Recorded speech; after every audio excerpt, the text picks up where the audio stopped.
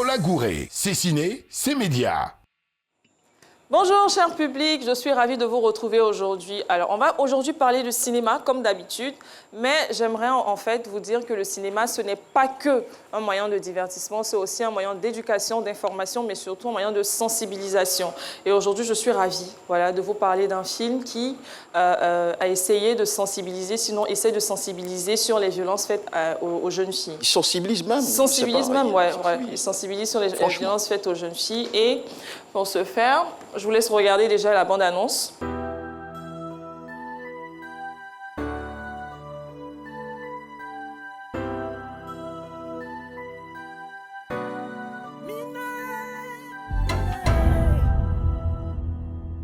Elle est venue du village pour aller à l'école. Mais une fois ici, ça a été compliqué. Excuse-moi, tu n'as pas vu ma petite Mina là? Dis, tu as de ses nouvelles? Mais c'est quand même étrange, non? Et ta nièce, tu l'as retrouvée? Où est donc Mina? Cette petite fille-là t'a donné quoi même, puis tu forcément la retrouver là? Tu ne la connais même pas.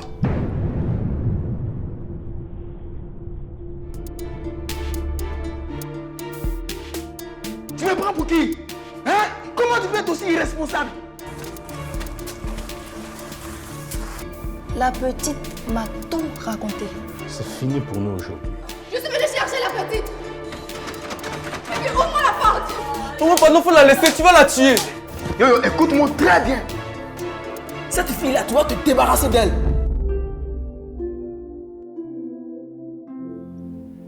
Son corps est rempli de ta colère. Elle semble être l'interrupteur de ta misère. Tes muscles lâches s'écroulent sur son petit corps. Et tes cris de fauve entêtés qui éveillent la mort. Son souffle amaigri n'a plus qu'un œil. Son âme est déjà prête pour le linceul.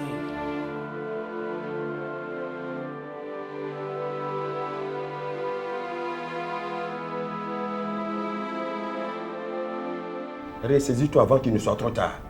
Arrête de suer le nom de la famille. Monsieur, Yeri, faut gagner temps. Nous on continue les barres. Pardon, faut gagner. Faites-moi venir la petite Mina, tout de suite. Je dis tout de suite! On va inviter sur le plateau aujourd'hui le spécialiste de la protection de l'enfance de l'UNICEF, M. Hyacinthe Sigui, qui est accompagné de l'actrice principale, Rose Lavry. Oui, allez-y, venez. Allez, bienvenue. Vous allez m'encadrer? Ce serait sympa, voilà. OK.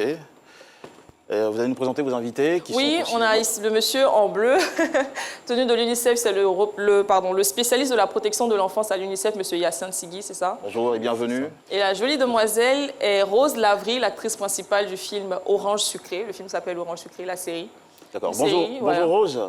Bonjour Jean-Michel. Même si c'est vrai qu'aujourd'hui, on aurait pu dire bonjour Rouge. Ça va bien? Ça va. C'est une première pour vous, le cinéma. Vous préférez que je vous voie ou que je vous tutoie? Vous êtes une grande dame, non? Je peux vous voyez? C'est toi qui vois. Ah bon, elle me tutoie, donc je la tutoie. Alors, ça va bien? Oui, oui. D'accord. Alors, première question, je peux? Oui, allez-y, allez-y. Le pourquoi de cette série? Pourquoi maintenant? Pourquoi maintenant? Parce que les statistiques, parce que c'est bon toujours de s'arrêter sur les chiffres pour pouvoir déterminer, j'ai dit, les politiques ou les programmes.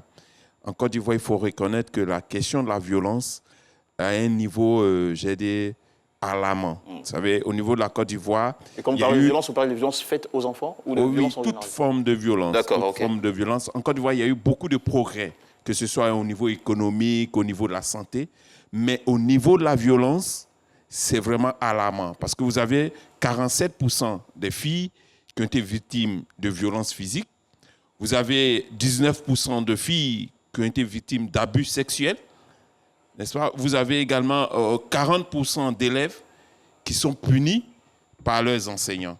Donc c'est dit qu'il est important qu'on puisse s'arrêter. Parce qu'au-delà des autres progrès économiques ou des autres secteurs, nutrition et santé, la violence est vraiment en retard. Donc il faut élever ce sujet au niveau d'une priorité nationale pour qu'il y ait une tolérance zéro en matière de violence, toute forme de violence à l'égard des enfants. Et vous, à l'UNICEF, vous avez décidé de vous engager sur le terrain de la violence faite aux enfants particulièrement. Voilà. Oui, oui. Oui, parce que l'UNICEF, c'est d'abord les enfants et les femmes. Justement. Jean-Michel, si vous me permettez, on parle de violence, mais est-ce qu'on peut savoir à quel moment on est au niveau de la violence? Parce qu'on sait tous qu'on est africains, nos parents, quand on fait des bêtises, ils nous tapent un peu sur le côté. Est-ce qu'à ce moment-là, on peut se dire qu'on est victime de violence au niveau de la famille ou même de l'enseignant? La question de la discipline ne veut pas dire forcément la violence. C'est-à-dire, pour discipliner son enfant, on n'a pas besoin de faire de la violence. On peut communiquer avec son enfant. Et je pense qu'en communiquant, et c'est ce qui est conseillé d'ailleurs, c'est de communiquer vraiment avec les enfants, parler avec ses enfants, n'est-ce pas? Ne pas mettre au devant la question de la violence. Parce que si l'enfant subit la violence, il va également répercuter ça sur ses enfants et on va arriver dans une société de violence. Donc, on ne va pas être surpris de constater que dans nos quartiers, dans nos cités, dans nos écoles, la violence devient un sujet national ou un sujet qui n'est pas tabou. Tout le monde, parce qu'eux-mêmes ont été victimes de violence. Mais si c'était une société où on communique beaucoup avec les enfants, on parle avec les enfants, même s'il n'est pas sur le droit chemin, mais on parle avec lui pour le faire comprendre les conséquences néfastes ou négatives de ses attitudes, de ses choix, je pense que la société ne va pas être une société de violence. Alors, si je peux me permettre de poser cette question-là, peut-être toujours à la suite de Paula, à partir de quel moment on franchit la limite entre discipline et violence faite aux enfants? À la maison, par exemple. La violence, elle est à la fois morale, parce qu'il peut y avoir des pressions. Donc, je ne sais pas quelle est la limite, mais il peut y avoir une pression sur l'enfant. Il peut y avoir physique, donc physique, comme on le dit, taper l'enfant ou ceci. Et puis, il peut y avoir aussi la violence sexuelle. Tout à fait. Ça, c'est un sujet qui mérite toute une émission. Oui, c'est vrai. Pourquoi est-ce que l'UNICEF a décidé de s'associer au cinéma pour véhiculer ce genre de message, pour sensibiliser justement? Oui, parce que le cinéma, c'est un canal qui peut atteindre plusieurs personnes. Et en racontant l'histoire, ce sont des histoires réelles, vécues, qui sont mises en termes cinématographiques. Ça peut permettre de toucher la sensibilité des uns et des autres pour pouvoir agir, contre cette violence à l'égard des enfants. D'accord, donc il faut entendre que Orange Sucré est une série inspirée d'histoires vraies, de faits réels. Oui. D'accord. Alors, l'actrice principale est là. Lavry qui interprète le rôle de Mina, personnage principal, c'est ça? Oui. Comment s'est déroulé le tournage? C'était une bonne expérience parce que c'était ma première expérience. À vrai dire, j'avais déjà fait du théâtre, j'étais déjà slameuse à la base, mais j'avais jamais fait de cinéma, jamais tourné de film et tout. Donc c'était un peu stressant, mais après c'est le vouloir d'apporter ma pierre à l'édifice pour aider ces jeunes filles et tout, qui m'a donné la force de pouvoir incarner ce personnage. Alors, dans le tournage, est-ce que tu as été victime de violence? Est-ce que il y a eu des scènes où tu as reçu des coups, et des vrais coups? Non. Ou bien on est vraiment dans de la fiction?